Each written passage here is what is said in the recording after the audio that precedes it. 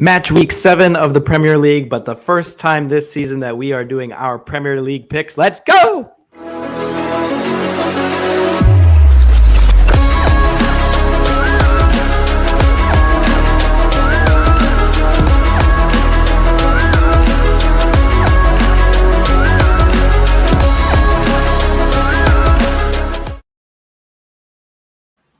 Welcome back to the webcast, All Sports One Web. We got Jacob.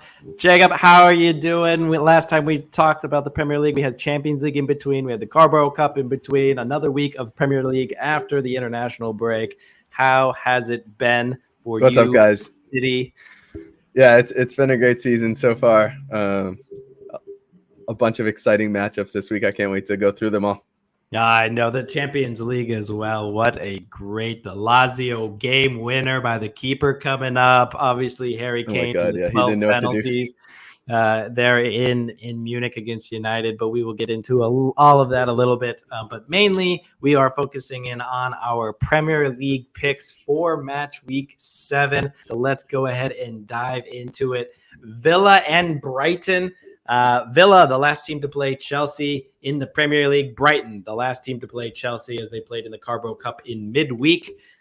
Villa got the win there against Chelsea. Brighton did not. Does that mean it's an easy Villa win in this one at home?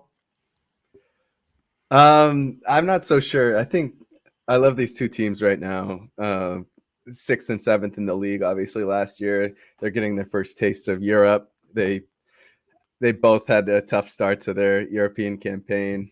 Brighton losing pretty comfortably to Athens. And Aston Villa also losing in their conference league matchup. I think both managers are pretty happy with how their team are playing right now, and I think this is a big game for them to separate themselves from being a mid-table team to actually contending for top 6 like they want to be. I think Brighton is actually playing better than Aston Villa. I know going to Aston Villa is going to be they have their work cut out for them, but I favor Brighton in this one actually. Yeah, Villa losing to Warsaw, then following that up with not a great performance against Chelsea. Chelsea were never going to score in that game. They, had a nice counterattack with Ollie Watkins, political finish there to get them the win at the Bridge. Then they lose to Everton midweek, given Everton's second win of the season. Granted, that's in the Carabao Cup. They are at home in this one. Brighton, since it's the early kickoff, win this game 3-0 and go top of the Premier League, at least until City will kick off. So let's go Brighton with the win there at Villa Park. United, that back and forth game against Bayern, which almost gave them a chance. The errors by Onana. The score flattered United. That was but really all it came down to was a penalty. The difference was a penalty and maybe an Onana mistake on top of that. He cleans that up. You never know. It gives him a chance. He hasn't had the best start of the season. So, it's been very interesting. They're at home at this one, but they take on Crystal Palace. Bruno Fernandes with the Robin Van Persie Go watch that goal if you haven't seen that goal. Absolutely. For me, that's the best goal in this season. That's for sure. Goal of the season for sure. Yeah, I always love when these two teams play. I don't know why. I feel like it's just somehow it just ends up being 1-0. Crystal Palace always turns up against United for some reason. It's at Old Trafford, so I will be leaning Manchester United in this one. But what do you have for this one? So yeah, like I said, Crystal Palace usually turns up for Manchester United. They have a good showing against them. United won, I don't know, the first 16 Premier League matches against Palace, but since then they haven't been nearly as dominant. Crystal Palace always seems to pull off stealing some points. I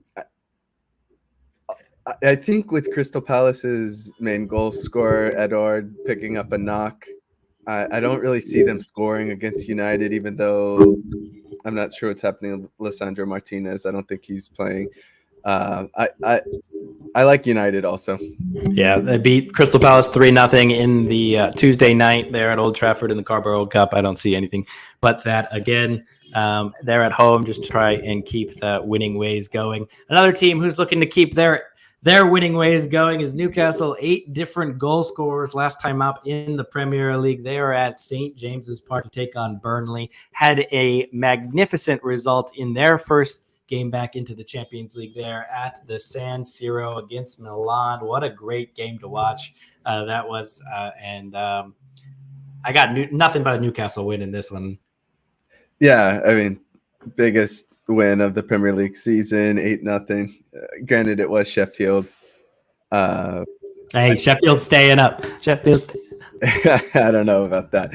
I feel bad for Company. His team has not performed to his high expectations for them. I think Burnley just struggles against the top 6. I think they get points on some mid-table and lower-table teams. I think they're kind of built to beat the worser teams in the league, but I think they struggle, like I said, with the top teams, and Newcastle is a top team now. Yep. Burnley, second most goals against, only to Sheffield, who gave up 8 in one game. That's the only reason why they are below them. So I see a comfortable Newcastle win there, as well as a comfortable Manchester City win on the road to Wolves. Wolves aren't going to score enough. Manchester City showing their depth.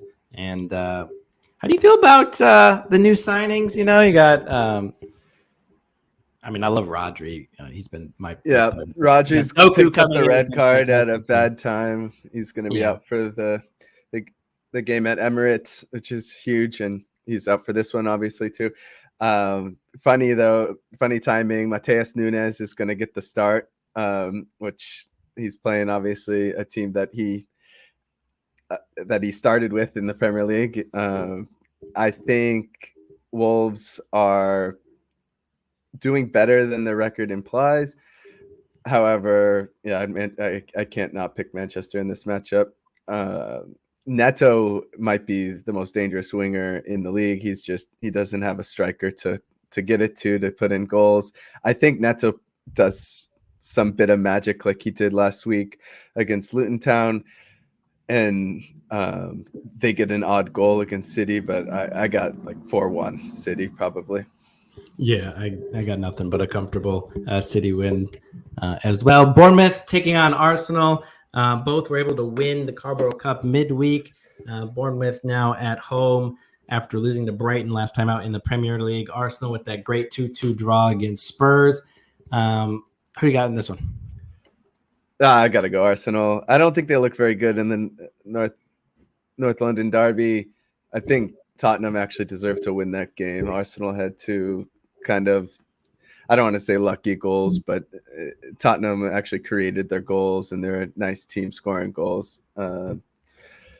Arsenal with the penalty, and I don't think Bournemouth is looking very good, and I favor Arsenal for this one.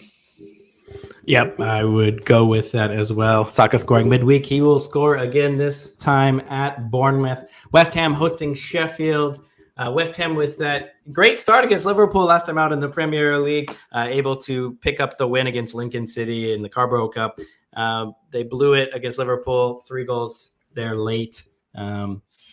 Sheffield coming off of the 8-0 loss like we described against Newcastle.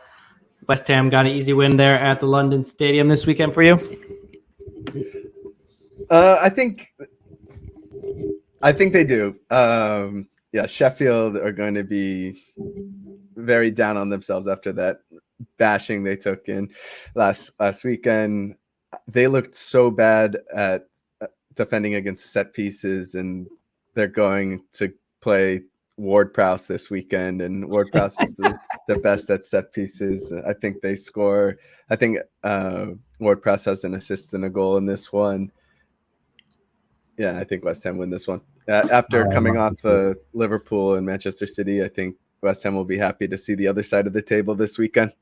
Yeah, nothing better than a Ward-Prowse free kick. Let me tell you, the celebration always fantastic as well. One of my favorites. Everton got their first win in the Premier League. Follow that up with a win in the Carabao Cup. They're 2 wins on the bounce. They're at Goodison, which they've never won. Both the wins in the past week were on the road. Can they get the win against bottom Luton Town? So Luton Town had to play at home. They had to play against 10-man and a 10-man Wolves. and they got 1 point. Luton Town, you will never have an easier time to win a game than against Wolves last weekend. And they couldn't even pull that off. Everton finally shows signs of being a strong club like they're used to. I think Dyche will be happy with the recent results. And I think Everton go on a little run before the Merseyside derby, which will put them probably back down to earth. Yeah, exactly. But I think they win this one. I'm never picking Luton Town to win a game. Yeah, sadly, I think they're just here for fun at this point. I love the story, love the stadium, love to watch them when they're at home, but away, I give them no chance. Merseyside derby coming up, but right now Liverpool got to travel to title contenders Tottenham. They're in North London. Who do you got? I think obviously the game of the weekend here. Big Ange. Like I said, Tottenham, I think, outperformed and outplayed Arsenal in the North London derby. I think getting a point at Emirates, they'll be happy with that, but I think they left that game thinking that they could have won it. Son looks awesome. Maddison looks great when he isn't arguing with the referee. But Liverpool is a better team than Arsenal in the league for me this year. I don't think a lot of people saw that coming, but Liverpool looks really, really strong. And obviously with their win in Europe, and I think Liverpool take this one, even though it's away to Tottenham. I don't know. Here at the webcast, we did have our predictions of Liverpool finishing second to Man City. So I think here we did have them showing up. It's just whether or not can they show up for two halves. It seems like they just wait to go down. They start pretty slowly, yeah. Able to pull them out. Against Tottenham, I could see a very similar story, but will it be enough to get a win? I don't know. I think I will lean draw in the battle of two of the remaining four undefeateds in the league. I think I'll go a draw. Maybe a Son. I could buy that goal for me. Nottingham Forest there at the City Ground taking on Brentford. Who do you have in that one? Okay, I think this is one of the hardest games to call for the weekend. I think Brentford, though, are kind of in a place of desperation right now. I think they're vastly underperforming expectations, and I think they come out needing a win, and just kind of like Everton fought for their manager. I think Sean Dyche would have been in trouble if they didn't win that game last weekend, and I think Brentford do the same for Frank and pull off the win. That would be fantastic. A lot of rumors swirling around Ivan Toney. He comes back in January, but right now, is he going to make a move in the meantime to one of the bigger clubs, i.e. Chelsea, who sit behind both of these teams in the table? So you say that both of them, or Brentford's in dire needs. What does that leave Chelsea as? But we'll get to them next. I love to see Brentford go into the City Ground and get a win, especially after that tight game against Arsenal in midweek. But I would lean Forest there just because they are at home. But I can be convinced. So let's go Brentford. Brentford to get the win in the City Ground. I love to see it. Another team looking to get a away win here in the London Derby Monday night under the lights. Who do you have? Chelsea, Fulham. Okay, so I picked Chelsea to beat Aston Villa last weekend, and I still keep thinking that. Go ahead. We finally got a goal. We got one goal in the month of September. That was midweek against Brighton in the Carabao Cup. Yep. So maybe we are turning the corner here. Jackson looks like himself when he's not playing Premier League games. Luckily, he's not playing in this game. And I think that Anthony Robinson is going to have his work cut out for him with Sterling. I love him. He's obviously playing for the American team. I think at times when he's dealing with a pacey winger where he can't just use his own pace to catch up to, kind of like what Kyle Walker does, he tends to forget that he really has to be paying attention to runs behind his back. And I think Sterling's going to find some openings, and down that right side and get on the ball. And if you give Sterling enough chances, he will finish one of them, believe it or not. And I think this will be a very low scoring West London derby. I think 1-0 Chelsea. Wow. Yeah. I mean, so Chelsea scored 1 goal in the month of September. That was 0 goals in the Premier League. We have no Premier League goals of the month for Chelsea in September. Gusto getting the straight red card last time out. Jackson getting his 5th yellow card of the season already. Gets that suspension like you mentioned. 4th, I think. Yeah. So we will see what formation Pochettino rolls out. Now, in that game against Brighton midweek, we started off really with a 4-3-3. It was fantastic. Chilwell came in. Mudryk pushed up that left-hand side, which was great. Then you had Sterling and Gusto there behind. No Jackson, and we'll see what he decides to do there with the right back situation. But I think that this is actually going to push us more into that 4-3-3 formation. The whole month in the Premier League, we've been playing with a back 3 and then 3 center midfielders with Caicedo, Enzo, and Gallagher. But I think Broha might come in, but I think that's going to push Mudryk and Sterling, I hope, because Broja doesn't have that much pace as Jackson has, so you don't want to leave just 2 up there. I'm hoping we look way more balanced when we kind of go to that 4-3-3. Even if you want to play it back 5, just do not put 3 center midfielders in there. I don't understand it. I don't get it. We aren't balanced.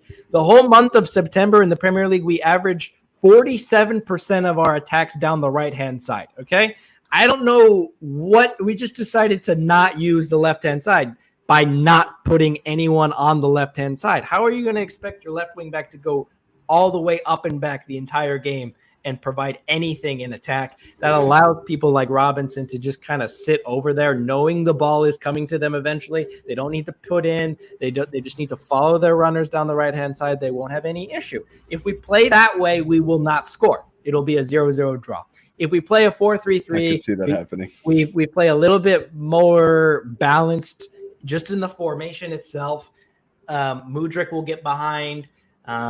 Sterling might get behind. We'll see how he's feeling if he wants to take people on. He leaves that Luton Town game saying, I just need to get back to myself and take people on after he scores 2 goals against Luton Town and then takes practically no one on since then. He can get into good pockets of space when he wants to. He is good enough. But when we are funneling everything down the right-hand side, it kind of leaves him really with not much space. Everybody knows what he's trying to do. Everybody knows what we're trying to do. Let's get more balanced.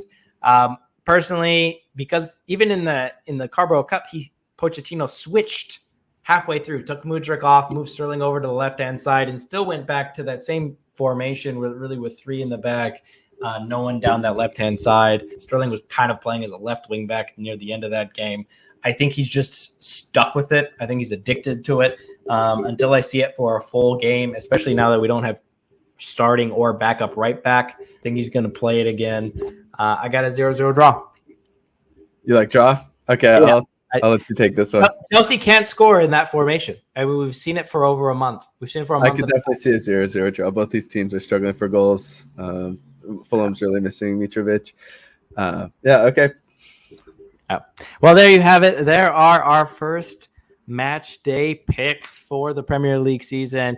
Very sad that ESPN got rid of our picks there on EPL Pick'em, but we had Jacob here create our very own website here. So we will be tracking all of our picks through this website for the whole season. So make sure you tune in, get your picks in as well. Just pick along with us, really. And we will hopefully do better every single week. Jacob, thank you for joining us here on the webcast. Until next time, we will see you.